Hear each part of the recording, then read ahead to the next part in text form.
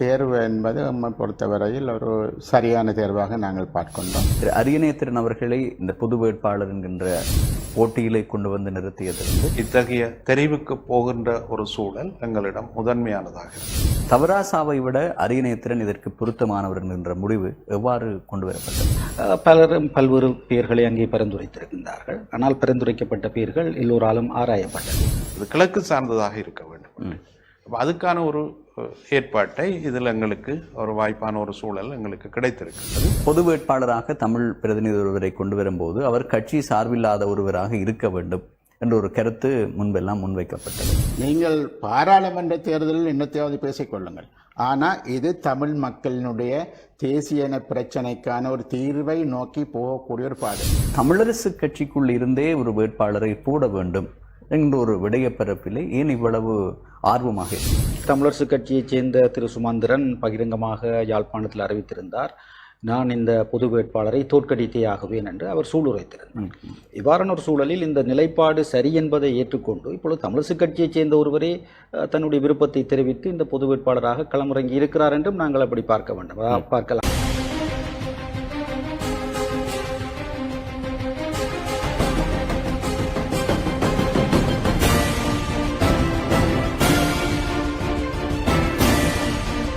வணக்கம் நேர்களே, மற்றும் ஒரு சனிக்கிழமை மாலை வேளையில் எது சரி எது பிள்ளை நிகழ்ச்சியில் இன்றைய நாளிலும் உங்களை சந்திப்பதில் மகிழ்ச்சி. ஒவ்வொரு சனிக்கிழமையும் சமகாலத்தில் பேசப்படுகின்ற விடயங்களை மையப்படுத்தி அது சார்ந்த கருத்துக்களை மக்களிடம் கொண்டு சேர்ப்பது எது சரி எது பிள்ளையினுடைய பிரதான நோக்கம். இன்றும் ஒரு முக்கியமான ஒரு விடயப்பரப்பு. இந்த வாரத்தில் அல்ல, தொடர்ச்சியாக பேசப்பட்டு கொண்டிருந்த ஒரு விடயம். ஜனாதிபதி தேர்தலிலே தமிழ் பொது வேட்பாளர் யார் என்கின்ற ஒரு கேள்வி தொடர்ந்து நீடித்து வந்தது. இருவர், அதன் பின்பு மூவர், அப்படியே தொடர்ச்சியாக ஒருவரை இப்போது தெரிவு செய்யப்பட்டிருக்கிறார். அந்த ஒருவர் தெரிவு செய்யப்பட்ட விடயம் இப்போது இந்த ஜனாதிபதி தேர்தலிலே தமிழ் மக்கள் மத்தியிலும் சரி, கட்சிகள் மத்தியிலும் அது பேசுபொருளாக இருக்கின்ற ஒரு விடயமாக இருக்கிறது. ஆகவே ஜனாதிபதி தேர்தலும் தமிழ் பொது வேட்பாளரும் என்கின்ற தலைப்பிலே இன்றைய எது சரி எது பிழை நிகழ்ச்சியிலே நாங்கள் ஆராயப் போகிறோம். இந்த விடயங்களை பேசுவதற்காக 3 முக்கியமான நபர்களை எது சரி எது பிழையின் பக்கத்தில் அழைத்திருக்கிறோம். இந்த 3 நபர்களுமே தமிழ் பொது வேட்பாளர் என்கின்ற விடயத்தில் தொடர்ச்சியாக செயல்பட்டு வந்தவர்கள், தொடர்ச்சியாக குரல் கொடுத்து கட்டமைப்புகளாகவும் கட்சி ரீதியாகவும் இயங்கி வந்தவர்களைத்தான் இன்றைய எது சரி எது பிழை நிகழ்ச்சிக்கு அழைத்திருக்கிறோம். அதில் ஒருவர் யாழ்ப்பாண பல்கலைக்கழகத்தினுடைய அரசரவியல் துறையினுடைய தலைவர் பேராசிரியர் KT கணேசலிங்கம், வணக்கம். மற்றும் ஒருவர் ஈழ மக்கள் புரட்சிகர விடுதலை முன்னணியினுடைய தலைவர், முன்னாள் நாடாளுமன்ற உறுப்பினர் திரு சுரேஷ் பிரேமச்சந்திரன் அவர்கள், வணக்கம். அரசியல் ஆய்வாளர், பத்தி எழுத்தாளர் திரு ஜதீந்திரா அவர்கள், வணக்கம். இந்த மூவரோடும் இன்றைய எது சரி இது பிள்ளை நிகழ்ச்சியில் நாங்கள் பயணிக்கப் போகிறோம். நீண்ட நாட்களாக இழுபறிக்கு பின்னர், இல்லாவிட்டால் நீண்ட நாள் செயற்பாடுகளுக்கு பின்னர் ஒரு முடிவு ஒன்று கிடைத்திருக்கிறது. யார் அந்த பொது வேட்பாளர் என்கின்ற விடயத்தை மட்டக்களப்பைச் சேர்ந்த முன்னாள் நாடாளுமன்ற உறுப்பினர், தமிழரசு கட்சியினுடைய மத்திய குழு உறுப்பினர் அரியநேத்திரன் அவர்கள் தெரிவு செய்யப்பட்டிருக்கிறார். அவருடைய தெரிவு என்பது இந்த பொதுக்குழுவினுடைய நோக்கத்திலே எதன் அடிப்படையில் அவர் தெரிவு செய்யப்பட்டார்? இதனுடைய ஆரம்ப கால பகுதியிலிருந்து வடக்கு கிழக்கு தாயகம் என்ற எண்ணமும் அது சார்ந்திருக்கக்கூடிய அடையாளப்படுத்தலும் இதில் தேவை என்ற ஒரு உணர்வோடு இந்த விடயம் உரையாடப்பட்டது. குறிப்பாக ஒரு ஏறக்குறைய 2009களுக்கு பின்னரான காலப்பகுதி முழுவதுமே ஈழத்தமிழர்களுடைய அரசியல் இந்த வடக்கு கிழக்கு சார்ந்த ஒரு முரண் சூழல் ஒன்று ஏற்பட்டிருந்தது.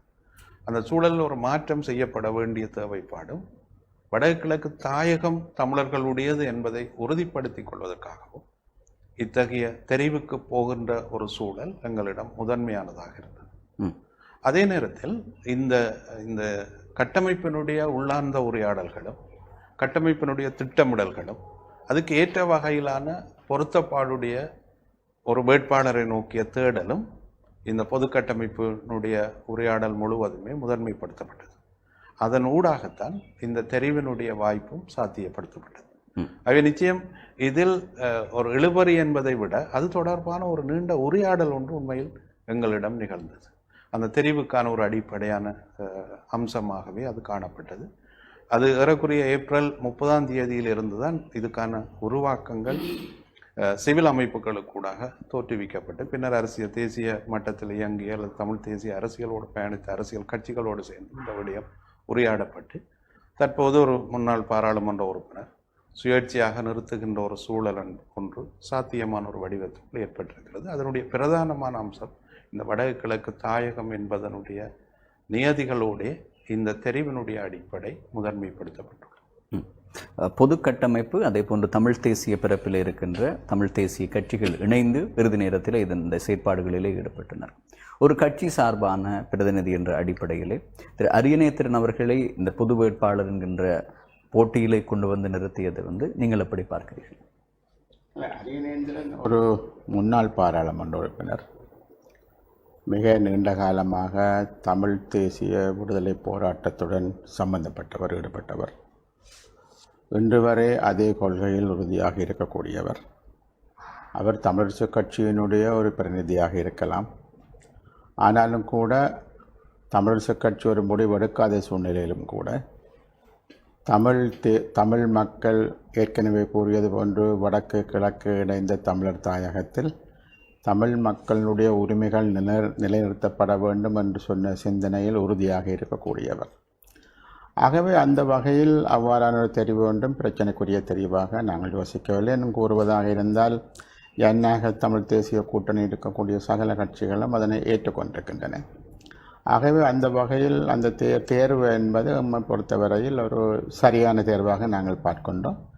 ஆகவே திரு அரியநேந்திரன் அவர்கள் ஏற்கனவே அவரே குறிப்பிட்டிருக்கின்றார், நான் இதில் ஒரு குறியீடாகத்தான் நான் இதில் நிற்கின்றேன். நம்மை பொறுத்தவரையில் கொள்கைதான் முக்கியமானது. ஆனாலும் கூட கிழக்கு மாகாணத்திலிருந்து வடகிழக்கு இணைந்த தாயகத்தினுடைய ஒரு பிரதிநிதியாக அவர் இன்று நிலைநிறுத்தப்பட்டிருக்கின்றார். ஸோ அந்த வகையில் எம்மை பொறுத்தவரையில் வரக்கூடிய தேர்தலில் ஒரு மிக பலமான மிகப்பெரிய ஒரு வெற்றியை பெற்றுக்கொள்வதனூடாக நாங்கள் ஏற்கனவே எடுத்திருக்கக்கூடிய இந்த வடகிழக்கு தாயகம் போன்ற சிந்தனைகளையும் சரியான முறையில் வெளிப்படுத்துவதற்கான ஒரு களமாகவும் அது அமைந்திருக்கின்றது. ஆகவே அந்த வகையில் நாங்கள் ஒரு அரசியல் கட்சி மாத்திரமல்ல, ஜனநாயக தமிழ் தேசிய கூட்டணி அதனை ஏற்றுக்கொண்டிருக்கின்றது. இறுதி நேரத்தினுடைய கலந்துரையாடலினுடைய அடிப்படையில் பார்க்கும்போது 2 பேரை தெரிவு செய்வதில் நீண்ட கலந்துரையாடல் இடம்பெற்றதாக நாங்கள் அறிகிறோம். அதில் ஒருவர் சட்டத்தரணி KV தவராசா அவர்களும், இன்னும் ஒருவர் அரியநேத்திரன் அவர்களும். தவராசாவை விட அரியநேத்திரன் இதற்கு பொருத்தமானவர் என்கின்ற முடிவு எவ்வாறு கொண்டு வரப்பட்டது? உண்மையில் ஏற்கனவே அந்த உரையாடலை பற்றி கூறப்பட்டது. இப்போ நாங்கள் ஒரு வேட்பாளரை இப்பொழுது நிறுத்தியிருக்கிறோம். தமிழ் தேசிய பொது கட்டமைப்புகள் நீண்ட உரையாடலின் அடிப்படையில் பல்வேறு அம்சங்களை ஆராய்ந்து, குறிப்பாக இந்த வடக்கு கிழக்கு இணைப்பு இப்படியான விடயங்களை முன்வைத்து அந்த வேட்பாளர் இப்பொழுது அடையாளம் காணப்பட்டிருக்கிறார், எங்களால் அறிவிக்கப்பட்டிருக்கிறார். இதன் பிறகு அது தொடர்பாக இனி இதற்கு முன்னர் யார் உரையாடப்பட்டார்கள் அவர்களை பற்றி இனி பேசுவது பொருத்தமற்றது. இப்பொழுது அரியநேந்திரன் தமிழ் பொது வேட்பாளராக நிறுத்தப்பட்டிருக்கிறார். அவரை நோக்கி தமிழ் மக்களுடைய வாக்குகளை திரட்டுதல் என்ற அடிப்படையில் எங்களுடைய அடுத்த கட்ட வேலைகள் திட்டமிடப்படுகின்றன, முன்னெடுக்கப்பட இருக்கின்றன. ஆக இதுதான் இப்பொழுது தமிழ் தேசிய பொது கட்டமைப்பின் பிரதான இலக்கு. அது 2 அல்ல, பல பேர்கள் உரையாடலுக்கு எங்களுடைய மேசைக்கு வந்தது. என்றால் இதில் 7 தமிழ் தேசிய அரசியல் கட்சிகளை பிரதிநிதித்துவப்படுத்துகின்ற 7 நபர்கள், அதே போன்று தமிழ் மக்கள் பொதுச்சபையை பிரதிநிதித்துவப்படுத்துகிற 7 நபர்கள் கொண்ட 14 பேர் தான் இந்த தமிழ் தேசிய பொது கட்டமைப்பு என்பது. பலரும் பல்வேறு பெயர்களை அங்கே பரிந்துரைத்திருக்கின்றார்கள். ஆனால் பரிந்துரைக்கப்பட்ட பெயர்கள் எல்லோராலும் ஆராயப்பட்டது. அவ்வாறு ஆராயப்பட்டு ஏற்கனவே சொல்வது போன்ற பல்வேறு அம்சங்கள் கருத்தில் கொள்ளப்பட்டு திரு அரியநேந்திரன் அவர்கள் தமிழ் பொது வேட்பாளராக தற்பொழுது அறிவிக்கப்பட்டிருக்கிறார். பரிசீலிக்கப்பட்ட பேர்கள் எல்லாம் மிகவும் தகுதியான பேர்கள். அது பற்றி எல்லோரும் தகுதியானவர்கள் தான் அந்த மேசைக்கு கொண்டு வரப்பட்டார்கள். தகுதி என்பது ஒருவருடைய படிப்பு அல்லது அவருடைய அனுபவம் என்பதற்கெல்லாம் அப்பால் அவைகளெல்லாம் முக்கியமான விடயங்கள் தான். என்றாலும் நாங்கள் இங்கே முன்னர் ஏற்கனவே கூறப்பட்டது போன்ற பல்வேறு அரசியல் அம்சங்கள் கருத்தில் கொள்ளப்பட்டு அடுத்த கட்டமாக நாங்கள் சில விடயங்களை முன்னெடுக்கின்ற பொழுது வடக்கும் கிழக்கிலும் பல்வேறு சவால்களை எதிர்கொள்ள வேண்டியிருக்கிறது. அந்த சவால்களை எல்லாம் கருத்தில் கொண்டு தற்பொழுது ஒரு தமிழ் தேசிய கொள்கையில் மிக உறுதியான நிலைப்பாடை கொண்டு, அதுக்காக பரிசீலிக்கப்பட்ட எல்லோரும் உறுதியற்றவர்கள் என்ற அர்த்தம் அல்ல, எல்லோருமே உறுதியான நிலைப்பாடுகள் கொண்டவர்கள் தான். அந்த அடிப்படையில் இப்பொழுது அரியநேந்திரன் அவர்கள் தமிழ் பொது வேட்பாளராக அறிவிக்கப்பட்டார். இந்த பொது கட்டமைப்பு அதன் முன்பு மக்கள் மன் என்கின்ற நிகழ்ச்சிகளிலும் கூட நீங்கள் வலியுறுத்திய ஒரு விடயம், பெண் வேட்பாளர் ஒருவரை கொண்டு வர வேண்டும், அதிலும் கிழக்கிலிருந்து ஒரு பெண் வேட்பாளரை கொண்டு வர வேண்டும் என்கின்ற விடயத்தை தொடர்ச்சியாக ஆணித்தரமாக கிடைக்கின்ற சந்தர்ப்பங்களில் எல்லாம் வலியுறுத்தி வந்தவர் நீங்கள். ஏன் அந்த பெண் வேட்பாளரை அங்கே நிறுத்த முடியாமல் போனோம்?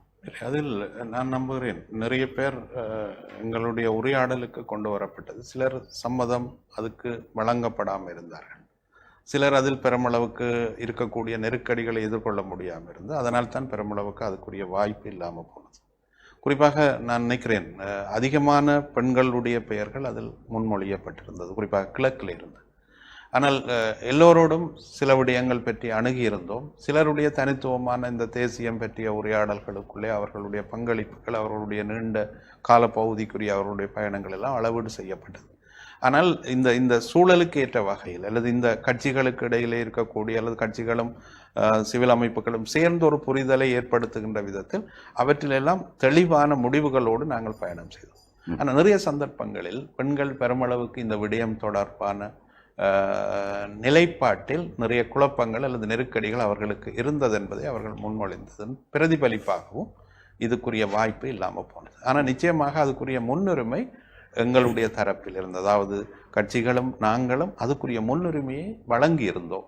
ஆனால் அதுக்கான வாய்ப்புகளை பெருமளவுக்கு பயன்படுத்தக்கூடிய அளவிலும் இதில் நிலையாக நின்று செயல்படக்கூடிய அளவுக்கும் அதுக்குரிய பிரதிநிதிகள் எங்களுக்கு ஒரு வாய்ப்பான ஒரு பதிலை எங்களுக்கு வழங்கவில்லை. அதனுடைய விளைவு தான் நிச்சயமாக இப்படியான ஒரு நிலைக்கு.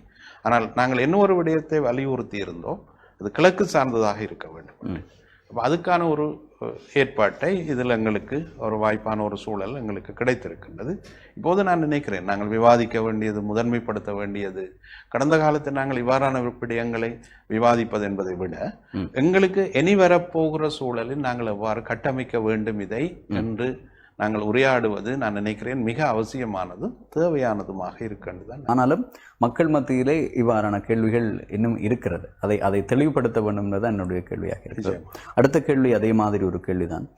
இந்த பொது வேட்பாளராக தமிழ் பிரதிநிதி ஒருவரை கொண்டு வரும்போது அவர் கட்சி சார்பில்லாத ஒருவராக இருக்க வேண்டும் என்ற ஒரு கருத்து முன்பெல்லாம் முன்வைக்கப்பட்டது. ஆகவே அவர் ஏற்கனவே ஒரு கட்சியினுடைய அங்கத்தவராக இருக்கக்கூடாது, அதற்கு பிறகு அவர் அதை தனது கட்சிக்காகவோ இல்லாவிட்டால் அடுத்த கட்ட அரசியலுக்காகவோ அதை பயன்படுத்தி விடுவார். ஆகவே பொதுவான ஒருவரைத்தான் கொண்டு வர வேண்டும் என்ற ஒரு நிலைப்பாடு. ஆனால் இன்னும் ஒரு சிக்கலம் இருந்தது, பொதுவான ஒருவரை கொண்டு வரும்போது கட்சி சின்னத்திற்கு செல்கின்ற ஒரு விடயம் இருந்தது. முன்னாள் நாடாளுமன்ற உறுப்பினர் சுயேட்சையாக கேட்கலாம் என்ற ஒரு நிலைப்பாடு இருந்தது. ஆகவே அதை தாண்டி ஒரு கட்சி சார்பான ஒருவரையே தெரிவு செய்ய வேண்டிய தேவை ஏன் ஏற்பட்டது?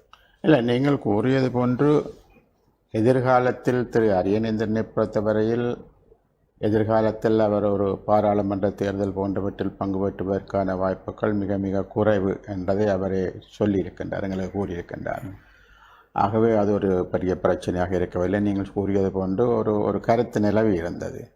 வரக்கூடிய பாராளுமன்ற உறுப்பினர் இந்த இப்பொழுது நடக்கக்கூடிய இந்த தேர்தல் பிரபல்யத்தை பாவித்து தனது சொந்த நடவடிக்கைகளில் ஈடுபடக்கூடாது என்ற விதமான ஒரு கருத்து உருவாக்கம் இருந்தது. ஆனால் திரு அரியநேந்திரன் அவர்களை கூறியிருக்கின்றார், தான் தொடர்ச்சியாக அவருக்கு வருகிற வருடம் 70 வயது ஆகின்றது. ஆகவே தான் தொடர்ச்சியாக பாராளுமன்ற தேர்தல் போன்றவற்றில் பங்கு பெற்றுவதற்கு அவர் விருப்பத்துடன் இருப்பதாக எங்களுக்கு தெரியவில்லை. அது ஒரு விடயம். ரெண்டாவதாக, எம்மை பொறுத்தவரையில் ஒரு சின்னத்தில் கேட்பதாக இருந்தாலும் அது எங்களுக்கு ஒரு பெரிய பிரச்சனையாக இருக்கவில்லை என்பதும், அவர் ஒரு முன்னாள் பாராளுமன்ற உறுப்பினராக இருந்ததன் காரணமாக அவர் சுயேட்சையாக போட்டியிடுவதும் எந்த விதமான பிரச்சனைகளும் எங்களுக்கு இருக்கவில்லை என்பது. ஆகவே அது ஒரு பெரிய பிரச்சனையாக, அதாவது நாங்கள் பல்வேறுபட்ட சிந்தனைகள், அதாவது இதனை சரியான ஒரு தடத்தில் கொண்டு போக வேண்டும் என்பதற்காக சில சிந்தனைகள் வந்திருக்கலாம். ஆனால் அதில் சில மாற்றங்கள் செய்ய வேண்டி ஏற்பட்டது என்பதும் உண்மையான விடயம். ஆகவே அந்த வகையில் ஏற்கனவே எல்லோரும் கூறுவது கொண்டு கிழக்கு மாகாணத்திலிருந்து இந்த விடயங்களை கையாளக்கூடிய அல்லது ஓரளவுக்கு அந்த விஷயங்களில் நின்று நிலைத்து செயற்படக்கூடிய ஒருவராக இருக்க வேண்டும் என்று சொன்ன அடிப்படையில் உங்கள் எல்லோருக்கும் தெரியும். ஏனென்று சொல்லி சொன்னால் இது இந்த தேர்தல் முடியும் வரையில் இதனை கையாள்வது என்பது ஒரு இலகுவான விடயமல்ல. பல்வேறுபட்ட எதிர்ப்புகள் அரசு தரப்பிலிருந்து பல்வேறுபட்ட தரப்புகளிலிருந்தும் வருவதற்கான வாய்ப்புகள் எல்லாம் இருக்கின்றது. ஆகவே இவை எல்லாவற்றையும் தாண்டி முன்னெடுத்து செல்ல வேண்டும் என்று சொல்கின்ற பொழுது குறைந்தபட்சம் இயன்றவரை அதற்கு தகுந்த ஒருவராக இருக்க வேண்டும் என்று சொன்ன அடிப்படையில் நாங்கள் அந்த தெரிவு இருந்தது. ஆகவே ஒரு பெரிய என்னென்று சொல்கிறது, நீங்கள் கூறியது போன்று அவர் ஒரு என்னென்று சொல்ல கட்சி சார்பாக இருக்க வேண்டும் என்று சொன்னபடி எங்கள் முன்னர் பேசப்பட்டாலும் கூட அது ஒரு இறுக்கமான ஒரு பிரச்சனையாக எங்களுக்கு இருக்கவில்லை. வேட்பாளராக நிறுத்தப்படுவதற்கு விவாதிக்கப்பட்ட இருவருமே தமிழரசு கட்சி சார்பானவர்கள் என்பதை அறிய முடிகிறது. அந்த கட்சி இதற்கான சம்மதத்தை அதனுடைய தலைவரோ இல்லாட்டல் மத்திய குழுவோ எடுக்கவில்லை. ஜனாதிபதி தேர்தலிலே தமிழ் பொது வேட்பாளரை ஆதரிப்பது என்கின்ற விடயத்தில் கட்சி சார்பான ஏனையவர்கள் அதற்கான ஆதரவு தளத்தை இருந்தாலும் கட்சியினுடைய முடிவு அவ்வாறு இருக்கவில்லை. அவ்வாறு இருக்கும்போது தமிழரசு கட்சிக்குள் இருந்தே ஒரு வேட்பாளரை போட வேண்டும் என்ற ஒரு விடயப்பரப்பிலே ஏன் இவ்வளவு ஆர்வமாக இருந்தது? உண்மையில் இலங்கை தமிழரசு கட்சிக்குள் இருந்து ஒரு வேட்பாளரை போட வேண்டும் என்று அப்படி ஒரு அதில் மிக சிலருடைய கருத்து தமிழரசு கட்சி வரவில்லை என்பதற்காகத்தான் இவ்வாறு இந்த குழு செய்ததோ என்று ஒரு அப்படி அல்ல. அதாவது நாங்கள் ஏற்கனவே கூறப்பட்டது போன்று பல பெயர்கள் பரிந்துரைக்கப்பட்டது, பரிசீலிக்கப்பட்டது. சில அரசியல் அம்சங்களை கருத்தில் கொண்டு அதே நேரம் ஏற்கனவே பேராசிரியர் கணேசலிங்கம் அவர்கள் சொன்னது போன்று இப்போ நாங்கள் பல்வேறு பெயர்களை பரிசீலிக்கின்ற பொழுது அவர்கள் மிக பொருத்தமானவர்கள் என்பது எங்களுடைய நிலைப்பாடு. ஆனால் அப்படி நாங்கள் பொருத்தமானவர்கள் என்று கருதியவர்கள் அதை ஏற்றுக்கொள்ளுதல் என்ற ஒரு விஷயமும் இருக்கிறது. என்றால் இது ஒரு பதவி நிலை சார்ந்த போட்டி அல்ல, அதிகாரத்துக்கான போட்டி அல்ல. இதற்குள் வருவதற்கும் விருப்பங்கள் தெரிவிக்க வேண்டும் பலர். உதாரணமாக வடக்கு மாகாண சபை முதலமைச்சர் அந்த போட்டிக்கான முதன்மை வேட்பாளராக ஒரு இடம் இருக்கிறது, வாருங்கள் கேட்டால் பலர் வந்திருக்கக்கூடும். என்றால் அது ஒரு பதவி நிலை சார்ந்தது. இது அப்படி இல்லை, இது ஒரு அடையாளம் சார்ந்தது. ஒரு தேசிய இனத்தின் குறியீடு என்பது அவர் இனத்தின் சார்பில் ஒரு நிலைப்பாட்டை முன்வைத்து நாங்கள் அவரை நிறுத்துகிறோம் தேர்தலில். அவை அதற்கு எல்லோரும் விருப்பம் தெரிவிப்பார்கள் என்று சொல்ல முடியாது. ஆகவே அதற்கு விருப்பம் தெரிவிப்பவர்களைத்தான் நாங்கள் இறுதியில் மேசையில் கொண்டு வந்து பரிசீலிக்க முடியும். நாங்கள் பலரை பற்றி யோசித்தோம், அது வேறு விடயம். ஆனால் அப்படி யோசித்தவர்களில் நாங்கள் இறுதியாக மேசைக்கு கொண்டு வரப்பட்டவர்கள் சிலர். அப்படி இறுதியாக தெரிவு செய்யப்பட்ட அந்த சிலரில் இறுதியாக தெரிவு செய்யப்பட்டவர் திரு அரியநேந்திரன் அவர்கள். அவர் தமிழரசு கட்சியினுடைய மத்திய குழுவைச் சேர்ந்தவர், அதில் பிரச்சனை இல்லை. ஆனால் இதில் நாங்கள் எப்படி பார்க்க வேண்டும் என்றால், இலங்கை தமிழரசு கட்சி உத்தியோகபூர்வமாக ஒரு நிலைப்பாட்டை எடுக்கவில்லை என்பது உண்மை. ஆனால் அந்த கட்சியில் கணிசமானவர்கள் இந்த தமிழ் பொது வேட்பாளர் நிலைப்பாட்டை ஆதரிக்கிறார்கள். நாளைய தினம் திரு ஸ்ரீதரன் ஒரு கூட்டத்தை ஏற்பாடு செய்திருக்கிறார்கள் கிளிநொச்சியில் இதற்கு ஆதரவாக. ஆகவே அங்கே பலர் ஆதரிக்கின்றார்கள். ஆனால் அந்த கட்சி உத்தியோகபூர்வ நிலைப்பாட்டை எடுக்க முடியாத சிக்கலுக்குள் மாட்டியிருக்கிறது என்பதுதான் உண்மை. அவை இவ்வாறான ஒரு சூழலில் திரு அரியநேந்திரன் ஆரம்பத்திலிருந்தே இந்த நிலைப்பாட்டை ஆதரித்து வருகிற ஒருவர். அந்த வகையில் அவர் இந்த நிலைப்பாட்டை ஒரு குறியீடாக இருப்பதற்கு இணக்கம் தெரிவித்த அடிப்படையில் அவர் எங்களுடைய மேசைக்கு அவருடைய பெயரும் கொண்டு வரப்பட்டது. நாங்கள் ஏற்கனவே குறிப்பிட்டது போன்ற பல அரசியல் அம்சங்களை கருத்தில் கொண்டு அவரை தெரிவு செய்திருக்கிறோம். இதை வேறு விதமாக பார்ப்பதாக இருந்தால், இலங்கை தமிழரசு கட்சியைச் சேர்ந்த திரு சுமந்திரன் பகிரங்கமாக யாழ்ப்பாணத்தில் அறிவித்திருந்தார், நான் இந்த பொது வேட்பாளரை தோற்கடித்தே ஆகுவேன் என்று அவர் சூளுரைத்திருந்தார். இவ்வாறான ஒரு சூழலில் இந்த நிலைப்பாடு சரி என்பதை ஏற்றுக்கொண்டு இப்பொழுது தமிழரசு கட்சியைச் சேர்ந்த ஒருவரே தன்னுடைய விருப்பத்தை தெரிவித்து இந்த பொது வேட்பாளராக களமிறங்கி இருக்கிறார் என்றும் நாங்கள் அப்படி பார்க்கலாம். அதாவது தமிழ் தேசிய பொது கட்டமைப்பு எடுத்த நிலைப்பாடு சரி என்பதை இப்பொழுது தமிழரசு கட்சியைச் சேர்ந்த பலரே ஆதரிக்கிறார்களாக எங்களுடைய நிலைப்பாடு சரியானது என்பதை பலரும் ஏற்றுக்கொள்கிறார்கள் என்றும் நாங்கள் பார்க்கலாம். நாங்கள் தமிழரசு கட்சிக்குள் தான் எடுக்க வேண்டும் என்று அப்படி முக்கிய முனகவில்லை. ஆனால் பல்வேறு பெயர்கள் பரிந்துரைக்கப்பட்ட சூழலில் அதில் அவர் கிழக்கு மாகாணத்தைச் சேர்ந்த ஒருவர் என்றால் அது ஏற்கனவே சொல்வது போன்று அதில் ஒரு முதன்மையான விடயமாக ஆரம்பத்திலிருந்து எங்களுக்குள் உரையாடப்பட்டது. அந்த அடிப்படையில் அவர் தெரிவு செய்யப்பட்டிருக்கிறார். அவர் தமிழரசு கட்சியைச் சேர்ந்தவர். ஆனால் அந்த கட்சியைச் சேர்ந்தவர்களே இப்பொழுது நிலைப்பாடு சரி என்று இந்த பக்கம் வந்து கொண்டிருக்கிறார்கள் என்பதைத்தான் நாங்கள் அதை புரிந்து கொள்ள வேண்டும். ஆரம்பத்திலே அந்த தெரிவுகள் தொடர்பாகவும் அதற்குள் இருந்த பல சந்தேகங்கள் தொடர்பாகவும் கேள்விகளை முன்வைத்திருந்தோம். இனி பேராசிரியரிடம் வரலாம். நீங்கள் எதிர்நோக்கப் போகின்ற சவால்கள், இந்த வேட்பாளரை மக்களிடம் கொண்டு சேர்ப்பதற்கு, மக்கள் இவரை நோக்கி என்ன விடயத்திற்காக இவரை நிறுத்தி இருக்கின்றீர்களோ அதை மக்கள் உணர்ந்து கொள்ளக்கூடிய அளவிற்கு நீங்கள் இந்த காலத்திலே எதிர்நோக்கக்கூடிய சவால்கள் என்ன? குறிப்பாக இதை தென்னிலங்கையோடு நாங்கள் ஒப்பிட்டு பார்க்கும்போது ரணில் விக்ரமசிங்க, சஜித் பிரேமதாச, அதே போன்று ஆண்ட்ரூ குமார திசாநாயக்க, நாமல் ராஜபக்ஷ போன்றவர்களும் இப்போது வந்திருக்கிறார்கள். அங்கும் போட்டி இன்னும் அதிகரித்து கொண்டிருக்கு. இந்த சூழ்நிலையில் நாங்கள் எங்களுடைய வேட்பாளரை எப்படி அடையாளப்படுத்த போகிறோம், அதனுடைய சவால்கள் என்ன? இல்லை, நிச்சயமாக இது எங்களுடைய வேட்பாளர் என்பவர் ஒரு தேசியத்துக்கான ஒரு அடையாளம் தான். அது ஏற்கனவே குறிப்பிட்டது போல் ஒரு குறியீடாகத்தான் முதன்மைப்படுத்தப்பட்டிருக்கின்றது. அது பெருமளவுக்கு ஈழத்தமிழர்களுடைய அரசியலில் ஏற்படக்கூடிய அனைத்து நெருக்கடிகளையும் எவ்வாறு தீர்த்து அல்லது அதுக்குரிய சுமூகமான சூழலை எவ்வாறு ஏற்படுத்துவது என்பது பற்றிய ஒரு எண்ணத்தோடு தான் இதனுடைய நிலைப்படுத்தல் உருவாக்கப்பட்டது. குறிப்பாக தென்னிலங்கை வேட்பாளர்கள் கடந்த காலங்களில் அவர்களுக்கு வாக்களித்திருக்கிறோம், அவர்களோடு சேர்ந்து பயணித்திருக்கிறோம், நிறைய உடன்பாடுகள் செய்திருக்கிறோம். அனைத்தும் காலாவதியான ஒரு சூழலில் தான் ஒரு மிதவாத அரசியலுக்குள் இலங்கையினுடைய அரசியல் யாப்பினுடைய நியதிகளுக்குள்ளே தான் இந்த விடயத்தினுடைய உருவாக்கத்தையும் நாங்கள் கட்டமைத்திருக்கிறோம். ஆகவே நான் நினைக்கிறேன், நிச்சயமாக இது தென்னிலங்கையோடு ஒப்பிடுகின்ற தளத்தில் அல்ல, மாறாக ஈழத்தமிழர்களுடைய அரசியலில் எத்தகைய எதிர்காலத்தை கட்டமைக்க வேண்டும் என்ற ஒரு நோக்கத்தோடு உருவாக்கப்பட்ட ஒன்று. தமிழருடைய ஐக்கியம், தமிழர்கள் ஓய்ந்து போயிருக்கின்ற அல்லது பலவீனப்பட்டிருக்கின்ற சூழலை முடிவுக்கு கொண்டு வருதல், தமிழர்கள் தங்களுக்குள்ளே இருக்கக்கூடிய முரண்பாடுகளை தீர்த்து கொள்ளுதல். அப்ப இந்த அடிப்படையிலான ஒரு தேடலும் தேவைப்பாடும் மக்களிடம் கொண்டு செல்லப்பட வேண்டும். மக்கள் தங்களுடைய திறன் எது என்பதையும், தங்களுடைய இருப்பு என்ன என்றதையும், தங்களுக்கு ஏற்படக்கூடிய நெருக்கீடுகளை எவ்வாறு தாங்கள் எதிர்கொள்வது என்பதையும் கருத்தில் கொள்ள வேண்டிய ஒரு தேவைப்பாடு. இது ஊடகம் சார்ந்தது, ஊடக வெளியே சார்ந்தது. தமிழ் ஊடகங்கள் இதில் தங்களுடைய கணிசமான கரிசனைகளை இதில் முதன்மைப்படுத்த வேண்டியது. அதே போன்று இது தொடர்பான விழிப்பை கொண்டிருக்கக்கூடிய அரசியல் தளத்தில் இருக்கின்ற அனைவர் இதில் ஒரு ஈடுபாட்டை நிச்சயமாக செலுத்த வேண்டிய ஒரு தேவைப்பாடு இருக்கிறது. இது ஒரு பெருமளவுக்கான ஒரு வாக்கை ஈட்டுதல் என்பதுதான் ஒரு ஆரோக்கியமான ஒரு அரசியல் இருப்புக்கான பயணத்தை சாத்தியப்படுத்தும். நிச்சயமாக இது தென்னிலங்கையினுடைய வேட்பாளர்களை பாதிக்கக்கூடியதாக இருக்கலாம். ஆனால் தென்னிலங்கை வேட்பாளரோடு நாங்கள் சேர்ந்து பயணித்ததனுடைய விளைவுகளில் இருந்துதான் இது தோற்றுவிக்கப்பட்டது என்பதும் இதற்கூடாக தெரியப்படுத்தப்பட வேண்டிய ஒரு செய்தியாக இருக்கிறது. அவை அந்த அடிப்படையிலான சவால்கள் எல்லாவற்றையும் எதிர்கொள்ளுதல் அல்லது இதை மக்களிடம் கொண்டு செல்லுதல் என்பது ஒரு வகையில் ஒரு முக்கியமான அம்சமாகவும், அதே நேரத்தில் இதோடு சேர்ந்து பயணிக்கக்கூடிய தமிழ் தரப்புகள், அதான் இங்கே முக்கியமானது.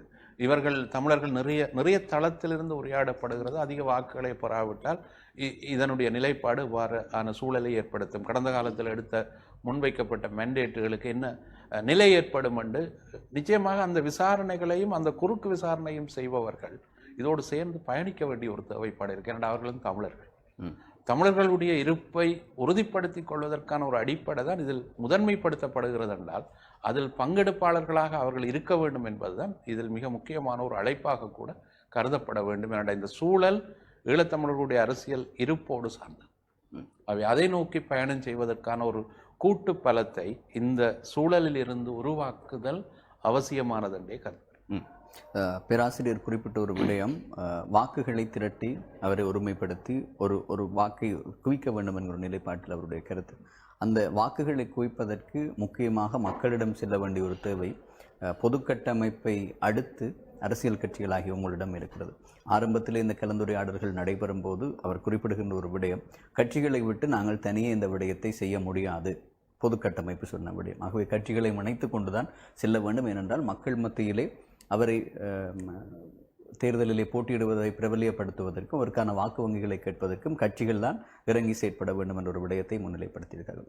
இந்த கட்சிகள் என்கின்ற விடயம் வரும்போது தமிழ் தேசிய பரப்பில் இருக்கின்ற கட்சிகள் இதற்கான ஆதரவு தளத்தை கைநட்டுவார்கள். தமிழரசு கட்சி அல்லாவிட்டால் தமிழ் தேசிய மக்கள் முன்னணியினுடைய நிலைப்பாட்டை தவிர்த்து ஏனைய கட்சிகள் ஆதரவு இருப்பார்கள். அந்த விடயத்தை ஒரு புறத்திலே வைத்துக்கொண்டு இங்கே தென்னிலங்கை ஜனாதிபதிகளுக்கு வேட்பாளர்களுக்கு ஆதரவு அளிக்கின்ற தமிழ் மக்கள் சார்ந்தவர்கள் இங்கே இருக்கிறார்கள். குறிப்பாக அங்கஜன் ராமநாதன், டக்ளஸ் தேவானந்தா போன்றோருக்கு வாக்களித்தவர்கள் இருக்கிறார்கள். வியாழேந்திரன், பிள்ளையான் போன்றவர்களுக்கெல்லாம் வாக்கு வங்கியை வழங்கியவர்கள் இருக்கிறார். அவர்களுடைய அந்த வாக்குகள், தமிழ் மக்களினுடைய வாக்குகள் தான் அது. அந்த வாக்குகளை அவர்கள் சொல்லப் போகிறார்கள் நாமல் ராஜபக்சவுக்கோ சஜித்துக்கோ அல்லாவிட்டால் ரணிலுக்கோ என்றுதான் அவர்கள் கைகாட்டப் போகிறார். ஆகவே அவர்களுடைய கைகாட்டலை தடுத்து எமது தமிழ் பொது வேட்பாளருக்கு வாக்களிக்க வைக்க வேண்டிய பொறுப்பை எப்படி செய்ய போகிறேன்? இல்லை, இதில் முக்கியமான விடயம் என்னவென்றால், இந்த பொது வேட்பாளர்களுடைய தேவை ஏன் வந்தது என்பது. அந்த பொது வேட்பாளருடைய தேவை என்பது யுத்தத்துக்கு பிற்பாடு 15 வருடங்கள் கடந்து விட்ட நிலையிலும் தேசிய இன பிரச்சனை என்பதற்கு ஒரு நிரந்தரமான தீர்வை காண்பதற்கு ஜனாதிபதியோ அரசாங்கங்களோ முன்வரவில்லை என்ற ஒரு முக்கியமான விடயம் இருக்கின்றது. மாறாக இங்கே இருப்பது எல்லாம் ஒரு பொருளாதார பிரச்சனை என்ற ஒரு பிழையான பிம்பத்தை தான் வெளியில் கொண்டு செல்கின்றார்கள். அந்த பிரச்சனை தீர்ந்துவிட்டால் இந்த நாட்டில் சகல பிரச்சனைகளும் தீர்ந்துவிடும் என்று கூறுகிறார்கள்.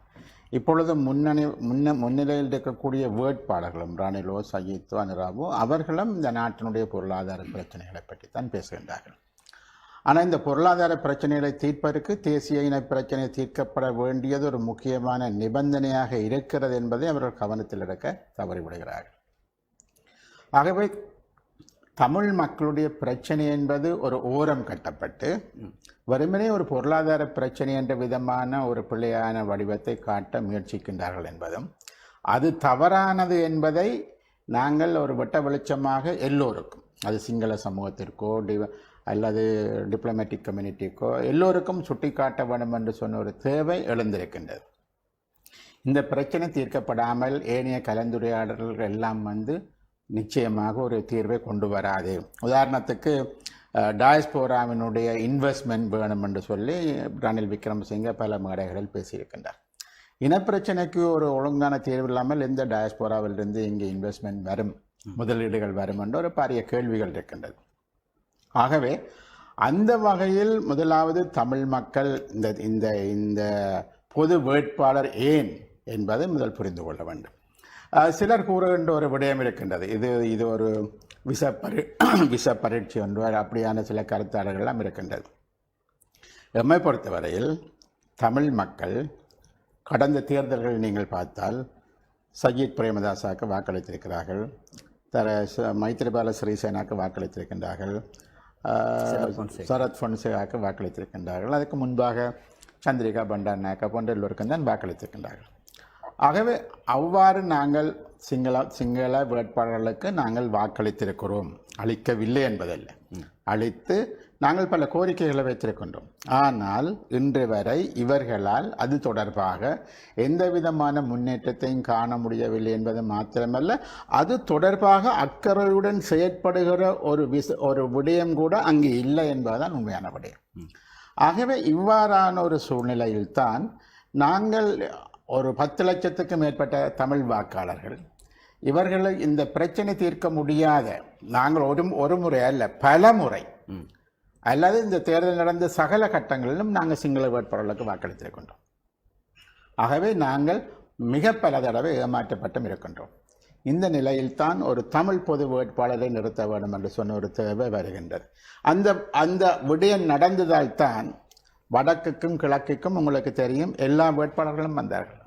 ரணில் வந்தார், அனுரா வந்தார், சஜித் பிரேமதாசா வந்தார், பல கட்சிகளுடன் பேசினார், பல்வேறுபட்ட அமைப்புகளுடன் பேசினார்கள், தங்களுக்கு வாக்களிக்குமாறு கோரினார்கள். இவையெல்லாம் முன்னர் நடைபெறவில்லை. முன்னர் கொழும்பிலிருந்து கொண்டே எல்லாத்தையும் தமிழ் வாக்கு எங்களுக்குத்தான் வரும் என்று நம்பிக்கொண்டிருந்தார்கள். ஒரு பொது வேட்பாளர் போட வேண்டும் என்று சொன்ன ஒரு விடயம் உருவாக்கப்பட்டதன் காரணமாகத்தான் இது நடந்தது. இப்பொழுது நாங்கள் ஒரு பொது வேட்பாளரை நிறுத்தி இருக்கிறோம். ஆகவே என்ன காரணங்களுக்காக நிறுத்தி இருக்கிறோம் என்பது அவர்களுக்கு தெரியும். இப்பொழுது தாஸ்ரீ ஜெயசேகரா நேற்று அவர்களது கூட்டத்தில் பேசும்போது சொல்லியிருக்கின்றார், யுத்தத்துக்கு பிற்பாடு எந்த ஜனாதிபதியாலும் தமிழ் மக்களை அல்லது தமிழ் மக்களின் கோரிக்கைகளை நிறைவேற்ற முடியவில்லை, வெல்ல முடியவில்லை. சஜித் பிரேமதாசா வந்தால் செய்வார் என்று கூறுகின்றார்கள். எவ்வாறு செய்வார், எப்படி செய்வார் யாருக்கும் தெரியாது. அதுவும் ஒரு மேடை பேச்சாக நடந்து முடிந்து போய்விடும் என்ற ஒரு நிலவரம் தான் இருக்கிறது. ஆகவே இந்த நிலையில்தான் நாங்கள் தமிழ் மக்களை பார்த்து கோருகின்றோம் என்னவென்று சொல்லி சொன்னால், இது வெறுமனே ஒரு சில கட்சிகளோ ஒரு சில சிவில் அமைப்புகளோ மாத்திரமே, நீங்கள் அனைவரும் இணைந்து அளிக்கக்கூடிய அந்த வாக்குகள் என்பது எந்த அரசாங்கம் பதவிக்கு வந்தாலும் அல்லது எல்லா ஸ்ரீலங்காவில் இருக்கக்கூடிய கட்சிகளுக்கோ அல்லது கொழும்பில் இருக்கக்கூடிய டிப்ளமேட்ஸுக்கோ நிச்சயமாக நீங்கள் திரண்டு வந்து பல லட்சங்களாக வாக்களிக்கிற பொழுது தமிழ் மக்கள் தங்களது கோரிக்கைகளில் உறுதியாக இருக்கிறார்கள் என்ற ஒரு தெளிவான செய்தி என்பது போகும். இந்த பிரச்சனை தீர்க்கப்பட வேண்டும், இதை ஒதுக்கி தள்ளிவிட்டு போக முடியாது என்று சொன்ன ஒரு நிலவரம் தோன்றும். ஒரு ஜனநாயக வழிமுறையினூடாக அதை எஸ்டாப்ளிஷ் பண்ண வேணும் என்று சொல்லி தமிழ் மக்கள் அந்த வாக்களிப்பினூடாக அவர்கள் அதனை எஸ்டாப்ளிஷ் பண்ண முடியும் என்று நாங்கள் நம்ப வேண்டும். இங்கே நீங்கள் கூறினீர்கள்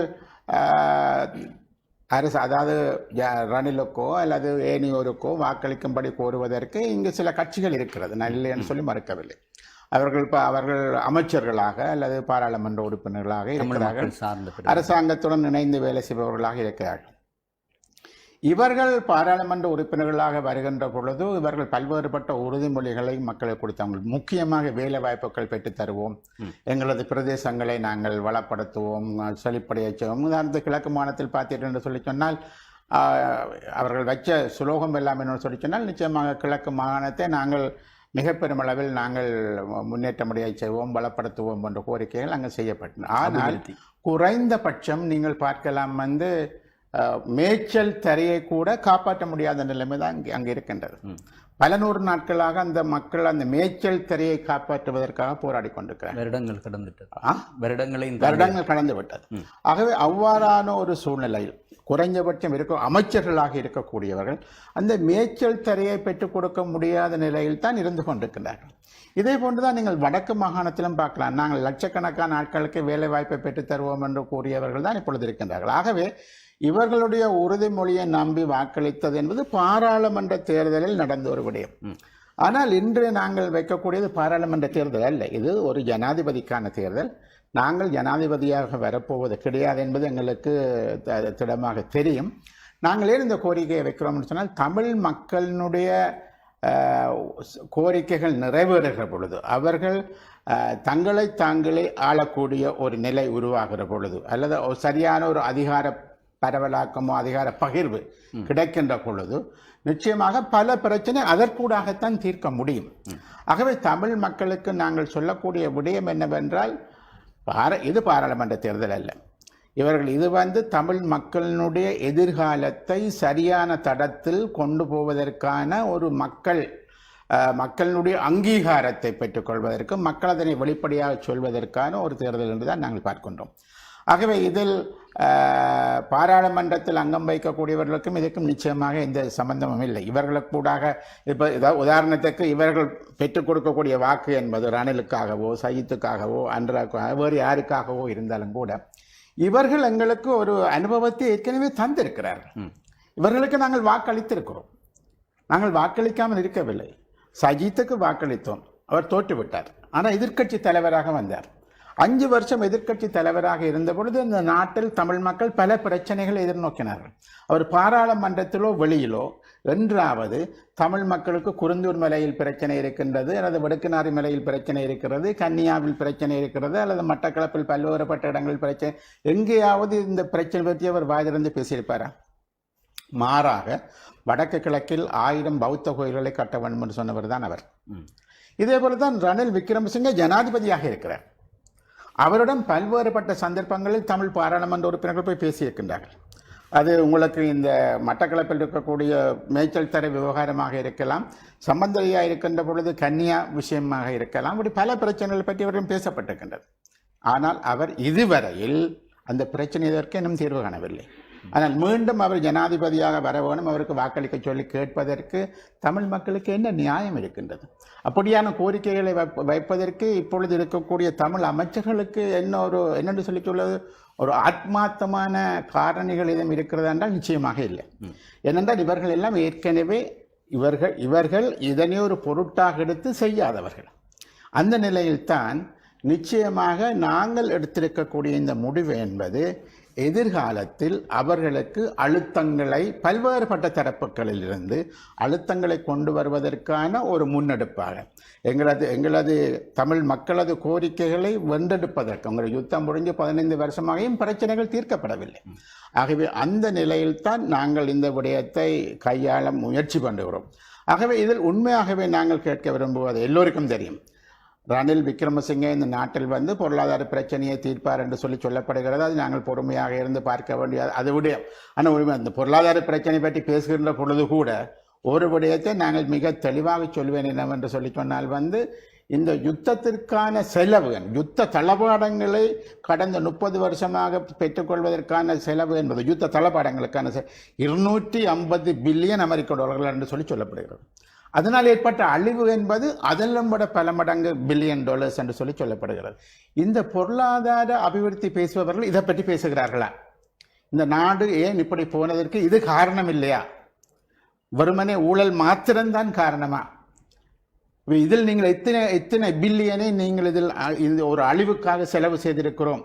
இந்த அழிவுகள் எதிர்காலத்தில் ஏற்படாமல் இருப்பதற்கான வழிமுறைகளை காண வேண்டாமா? அந்த வழிமுறைகள் காண வேண்டுமாக இருந்தால் இதற்கு ஒரு தீர்வு எட்டப்பட வேண்டுமா இல்லையா? அந்த தீர்வுகள் எட்டப்பட வேண்டும். உங்களுக்கு டேஷ்போராவிலிருந்து இன்வெஸ்ட்மெண்ட் எல்லாம் வர வேண்டும் என்று சொல்லி சொன்னால் இந்த தீர்வு தேவையா இல்லையா என்பதெல்லாம் யோசிக்கப்பட வேண்டிய விடயங்கள். ஆகவே இந்த ஏதோ அதாவது வந்து ஏதோ ஒரு ஆகாய வழியிலிருந்து ஒருவர் இறங்கி வந்து இந்த பிரச்சனையை இந்த பொருளாதார பிரச்சனையை தீர்த்து விடுவார் என்று விதமாக சொல்வது. இப்பொழுது என்ன செய்து கொண்டிருக்கிறார்கள்? உலகமெல்லாம் மீண்டும் கடன்களை பெற்றுக்கொள்வதற்கான ஒரு வழிமுறையை உருவாக்கி கொண்டிருக்கிறார்கள். இந்த 2 வருஷ காலத்தில், அதாவது ரணில் வந்ததுக்கு பிற்பாடு 2 வருஷ காலத்தில் என்ன விதமான எக்ஸ்போர்ட் ஏற்றுமதி அபிவிருத்திகளை இவர் செய்திருக்கிறார்கள்? என்ன விதமாக இவர்களுக்கு வந்து உற்பத்தியில் அதிகரிப்புகள் ஏற்பட்டிருக்கிறது? என்ன விதமாக இவர்களுடைய வருமானத்தை கூட்டியிருக்கிறார்கள்? வரியை கூட்டியிருக்கிறார்கள். அந்த வரியினூடாக மக்களை மிக மோசமான நிலைக்கு தள்ளியிருக்கிறார்கள். இப்படியான ஒரு சூழ்நிலை தான் நடந்து கொண்டிருக்கின்றது. ஆகவே நாங்கள் கேட்கக்கூடியது, டக்ளஸ் தேவானந்தவாக இருக்கலாம், அல்லது ஏனைய அரசாங்கத்தில் இருக்கக்கூடிய பாராளுமன்ற உறுப்பினர்களாக இருக்கலாம், நீங்கள் பாராளுமன்ற தேர்தலில் என்னத்தையாவது பேசிக்கொள்ளுங்கள். ஆனால் இது தமிழ் மக்களினுடைய தேசிய இன பிரச்சனைக்கான ஒரு தீர்வை நோக்கி போகக்கூடிய ஒரு பாதை. நீங்கள் எல்லாம் ஒரு காலகட்டத்தில் அந்த இனப்பிரச்சனைக்கு தீர்வு காண்பதற்காக போராடியவர்கள். ஆகவே அந்த வகையில் தயவு செய்து அந்த தீர்வை எட்டுவதற்கு நீங்கள் எங்களுடன் இணைந்து பணியாற்றுங்கள் என்ற ஒரு கோரிக்கையைத்தான் நாங்கள் இந்த நிமிடத்தில் சொல்ல முடியும். குறிப்பாக திரு சுரேஷ் பிரேமச்சந்திரன் அவர்களோடு இணைந்த கேள்வியாகத்தான் உங்களிடம் நான் வருகிறேன். அவரை தென்னிலங்கையில் இருக்கின்ற ஜனாதிபதி வேட்பாளர்களை ஆதரிக்கின்ற தமிழ் மக்களினுடைய அமைச்சர்களாக இருப்பவர்கள், அதாவது நாடாளுமன்ற உறுப்பினர்களாக இருப்பவர்களினுடைய வாக்கு வங்கிகளை எப்படி இதற்காக திருப்பப் போகிறீர்கள் என்ற ஒரு விடயத்தை பேசும்போது அதனோடு இணைந்து வந்து தமிழரசு கட்சி, தமிழ் தேசிய மக்கள் முன்னணி புறக்கணிக்கிறது. தமிழரசு கட்சி முடிவெடுக்கவில்லை, ஆனால் எதிர்ப்போம் என்று சொல்லியிருக்கார் சுமந்திரன் அவர்கள், தோற்கடிப்போம் என்று சொல்லியிருக்கார் நீங்கள் குறிப்பிட்டது போல.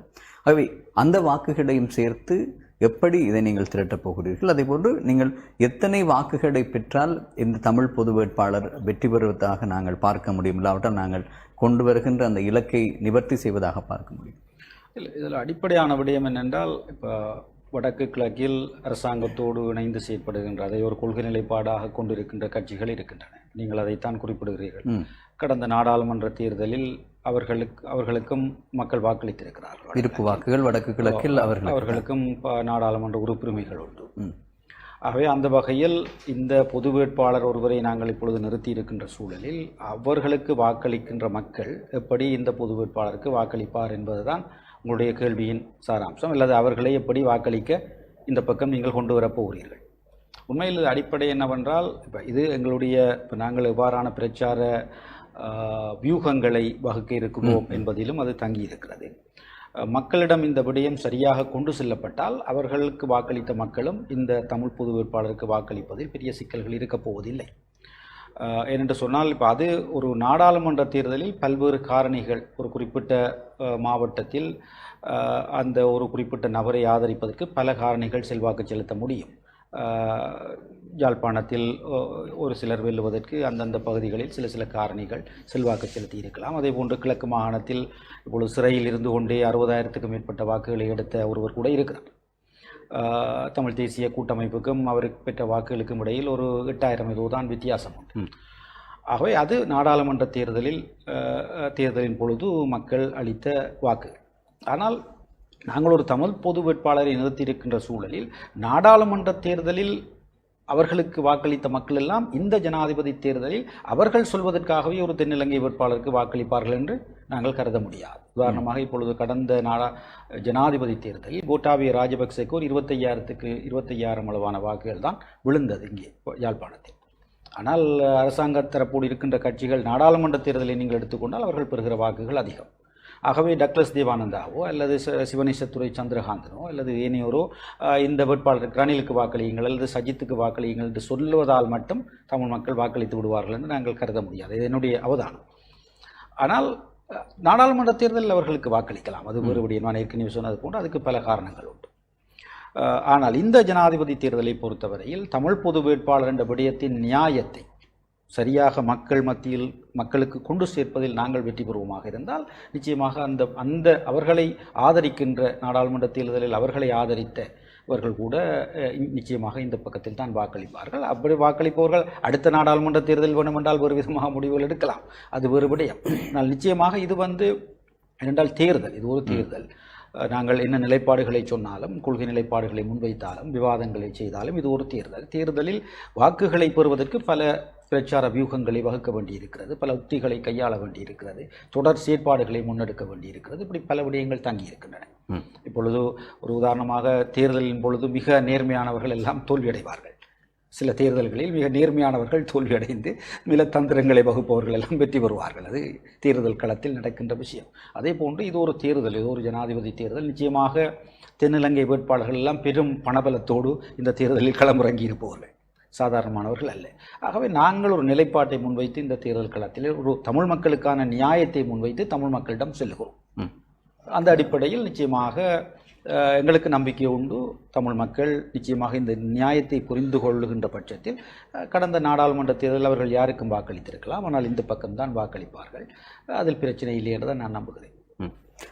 இந்த விடயம் தொடர்பிலே நாங்கள் பார்க்கும்போது பொது வேட்பாளருக்கு வாக்களிப்பது இல்லாவற்றால் பொது வேட்பாளரை தெரிவு செய்வது என்பது பலதரப்பட்ட விமர்சனங்களை செய்பவர்களும் இருக்கிறார்கள். அது ஒரு சுரேஷ் பிரேமச்சந்திரன் அவர்கள் குறிப்பிட்டது போல இது ஒரு விசப்பரீட்சை என்ற கருத்துக்களை முன்வைக்கிறார்கள். அதே போன்று தோற்கடிப்போம் என்ற நிலைப்பாட்டை முன்வைக்கிறார்கள். முன்னணியும் இது ஒரு இன்னும் ஒரு வேட்பாளரை வெற்றி பெறுவதற்கான சந்தர்ப்பத்தை தான் அங்கே உருவாக்குறது. தயவு செய்து அப்படி செய்யக்கூடாது, தங்களோடு சேர்ந்து புறக்கணிப்பதும் அவர்கள் செய்வதும் ஒரே விடயம்தான். ஆனால் அவர்கள் வாக்கு வங்கிக்கு சென்று 2வது 3வது விருப்பு வாக்குகளை வழங்கப் போகிறார்கள். ஆகவே அதை இன்னும் ஒருவரை வெற்றி பெற வைப்பதற்கு என்ற அந்த விடயத்தை அவர்கள் எல்லாம் சுட்டிக்காட்டுகிறார். ஆகவே இவ்வாறான விமர்சனங்களை தாண்டி மக்களிடம் அந்த விடயத்தை எப்படி கொண்டு சேர்க்கிறது? ஒரு சாதாரண ஒரு பொதுமகனாக இந்த விடயம் அவருக்கு நான் இவருக்கு வாக்களிப்பதனால் என்ன பயன் இருக்கிறது என்ற ஒரு கேள்வி வரும்போது எவ்வாறு அவரை நாங்கள் தெளிவுபடுத்த முடியும்? இல்லை, நிச்சயமாக கவனத்தில் கொள்ள வேண்டிய விடயம், இந்த மக்களை முதலில் நம்ப வேண்டும். இந்த மக்கள் கொள்கைகளுக்காக கடந்த காலம் முழுவதும் ஈழத்தமிழர்களுடைய அரசியலோடு பயணம் செய்தவர்கள். அவர்கள் கொள்கைகளுக்காக வாக்களித்த மக்கள் என்பதை மறக்க முடியாது. இப்போ ஏற்கனவே இலங்கையினுடைய ஜனாதிபதி கோத்தபாய ராஜபக்சக்கு 25,000 வாக்குகள், ஆனால் சஜித் பிரேமதாசாவுக்கு ஏறக்குறைய 3 லட்சத்துக்கு மேற்பட்ட வாக்குகள் வடக்கில் இருந்து கிடைத்தது கடந்த ஜனாதிபதி தேர்தல். அதுக்கான விண்ணப்பத்தை செய்தது தமிழ் தேசிய கூட்டமைப்பு. அந்த சூழலில் இருந்த நிலைப்பாடு என்பது, நான் நினைக்கிறேன், மக்கள் எவ்வகையான ஒரு முடிவை தாங்கள் எடுத்திருக்கிறார்கள் என்பதை வெளிப்படுத்தி இருக்கிறார்கள். போரனுடைய வடுக்கள் எப்படியானது என்பதை இதே போன்றுதான் அவர்கள் சுதந்திரத்துக்கு பிற்பட்ட காலப்பகுதி முழுவதும் ஒரு கொள்கை சார்ந்த அடிப்படையிலான ஒரு வாக்களிப்பை அவர்கள் எப்போதும் செய்திருக்கிறார். உண்மையில் தமிழ் பொது வேட்பாளர் என்பது தமிழருக்கானது. அது தமிழ் மகன் ஒருவனுடைய இருப்புக்கானது. அவன் தன்னுடைய இருப்பை பேண வேண்டும் என்று சொன்னால் நிச்சயமாக அவன் இந்த தமிழ் பொது வேட்பாளரை நோக்கிய நகர வேண்டிய ஒரு தேவைப்பாடு தவிர்க்க முடியாமல் எழுந்திருக்கிறது. அத்தகைய நோக்கு நிலையில் தான் அதனை முதன்மைப்படுத்த வேண்டும். ஒன்று. 2வது, நீங்கள் குறிப்பிட்டது போல் இந்த தனிநபர்கள் இது விசப்பரீட்சை என்று குறிப்பிடுகின்ற ஒரு சில பாராளுமன்ற உறுப்பினர்கள் குறிப்பிடுவது என்பது உண்மையில் கட்சிகள் யாருடையது என்று கேள்வி கேட்டால் அது மக்களுடையது. மக்கள் ஒரு சார்பு நிலைக்குள் இவ்வாறான ஒரு முடிவை முன்னெடுக்கின்ற போது அதனோடு சேர்ந்து பயணிக்க வேண்டிய தேவைப்பாடு அந்த கட்சிக்கும் கட்சியினுடைய உறுப்பினர்களுக்கும் உரித்துடையது. அதைத்தான் நான் நினைக்கிறேன் இப்போது திரு அரிந்தரன் அவர்கள் வெளிப்படுத்தி இருக்கிறார். அவர் தெளிவாக இந்த மக்களுடைய அடிப்படை பிரச்சனையும் மக்களுடைய நெருக்கீடுகளையும் அவர் தெளிவாக உணர்ந்திருக்கின்றார். அவர் முன்வந்திருப்பதும் இந்த விடயத்தில் அவர் தான் போட்டியிடுவதற்கு தயாராக இருக்கிறேன் என்றதை வெளிப்படுத்தி இருப்பதும் அதனுடைய செய்தியினுடைய சாராம்சம் தான். அவை நான் நினைக்கிறேன், நிச்சயமாக தமிழர்கள் இல்லாமல் தமிழரசு கட்சி இல்லையே, தமிழர்கள் இல்லாமல் தமிழ் தேசிய மக்கள் முன்னணி இல்லையே. ஆகவே தமிழ் மக்களினுடைய அடிப்படை பிரச்சனைக்குரிய தீர்வை நோக்கி நகர வேண்டிய தேவைப்பாடு இந்த கட்சிகளுக்கும் இந்த கட்சிகளுடைய பாராளுமன்றம் சாராத எல்லா உறுப்பினர்களுக்கும் உரித்துடையது தானே. இது ஒரு பொதுத்தளத்திலும் ஒரு அறிவியல் ரீதியாகவும் இந்த விடயம் முன்னிறுத்தப்பட வேணும் என்ற ஒரு கோரிக்கையை மக்கள் முன்வைக்கின்ற போது நான் ஒரு சாதாரண ஒரு பொதுமகனாகத்தான் இந்த உரையாடலை செய்கிறேன். முன்வைக்கின்ற போது அது ஏற்றுக்கொள்ளப்பட வேண்டியது அடிப்படை தானே. அவை நிச்சயம் ஒவ்வொரு தமிழ் மகனும் தன்னுடைய இருப்புக்கானதாக இந்த தேர்தலை அவன் எதிர்கொள்வானாக இருந்தால், ஏற்கனவே என்ன சுரேஷ் பிரேமச்சந்திரன் அவர்கள் யதீந்திரா அவர்கள் குறிப்பிட்டது போல் இது தமிழ் மக்களுக்கு குறித்துடையது என்ற ஒரு எண்ணம் அவர்களுக்கு இருக்க வேண்டும். அதுதான் இதனுடைய அடிப்படை. இந்த அடிப்படையில் தான் இந்த வாக்களிப்பினுடைய நியதி கட்டமைக்கப்பட வேண்டும் என்று நான் கருதுகிறேன். ஆனால் அப்படி ஒவ்வொரு பொதுமகனும் சிந்திக்கும் போது அவன் சார்ந்த கடந்த கால அரசியல் செயற்பாடுகளுக்காக அவன் தான் விரும்பி வாக்களித்த கட்சிகளோ கட்சிகளினுடைய தலைவர்களோ ஒரு விடயத்தை சொல்லும்போது அதை நோக்கி அவனை சிந்திக்க தோன்றும் தானே. இதில் நிறைய நான் நினைக்கிறேன், மகாதேவா முதல் கொண்டு நான் நினைக்கிறேன் இறுதிக்கால பகுதியில் திரு சம்பந்தன் ஐயா வரையும் தமிழ் மக்கள் எத்தகைய நிலைப்பாட்டை அவர்கள் நோக்கி எடுத்திருக்கிறார்கள் என்பதை புரிந்து கொள்ள வேண்டும். இதுக்கு மேலதிகமாக நான் எந்த வார்த்தைகளையும் சொல்ல நான் முயற்சிக்க விரும்பவில்லை. எல்லா சந்தர்ப்பங்களிலும் தமிழ் மக்கள் நிறைய தலைவர்களை தோற்கடித்திருக்கிறார்கள். தோற்கடித்ததுக்கு பின்னால் அந்த தலைவர்கள் விட்ட தவறுகளை மக்கள் வெளிப்படுத்தி இருக்கிறார்கள். ஆகவே நான் நினைக்கிறேன், நீங்கள் குறிப்பிடுவது போல் தன்னுடைய தலைவர் என்று சொல்லிக் கொண்டிருப்பவர் தவறு செய்கின்ற எல்லா சந்தர்ப்பங்களிலும், அது மகாதேவா என்ற காலப்பகுதியிலிருந்து இன்று வரை அது இருக்கிறது, எல்லா சூழலிலும் அதுக்குரிய தோல்வியை அவர்கள் வழங்கி இருக்கிறார்கள். இதுதான் நான் நினைக்கிறேன் கடந்த கால ஈழத்தமிழருடைய அரசியலுடைய அனுபவம். பொது வேட்பாளர் விடயத்தை கட்சிகளாகி நீங்கள் எவ்வாறு மக்களிடம் கொண்டு செல்லப் போகிறீர்கள்? ஏற்கனவே சொல்லியிருக்கிறார்கள், நாங்கள் கட்சிகள், பொது அமைப்புகள் எல்லோரும், சிவில் அமைப்புகள் எல்லோரும் இணைந்து இந்த தேர்தல் பிரச்சாரத்துக்கான வியூகங்களை வளர்க்கணும், அதை செயல்படுத்துகின்றோம். அதில் முக்கியமாக ஜனநாயக தமிழ் தேசிய கூட்டணி என்பது மாவட்ட மட்டங்களில் அதற்கான குழுக்களை கொண்டதாக இருக்கின்றது. ஆகவே அந்த குழுக்களுக்கு ஊடாக நாங்கள் இந்த விடயங்களை கீழ்மட்டம் வரையில் கொண்டு செல்வதற்கான அந்த முயற்சிகள் நிச்சயமாக மேற்கொள்ளப்படும்.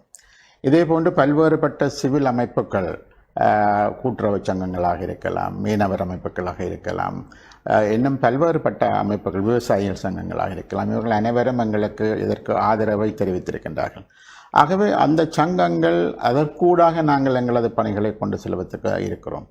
அதே போன்று பல்வேறுபட்ட வழிமுறைகளில், அது உங்களுக்கு தெரியும், எலக்ட்ரானிக் மீடியா, பிரிண்ட் மீடியா அல்லது சமூக வலைத்தளங்கள் போன்ற பல்வேறுபட்ட விஷயங்கள் இருக்கின்றது.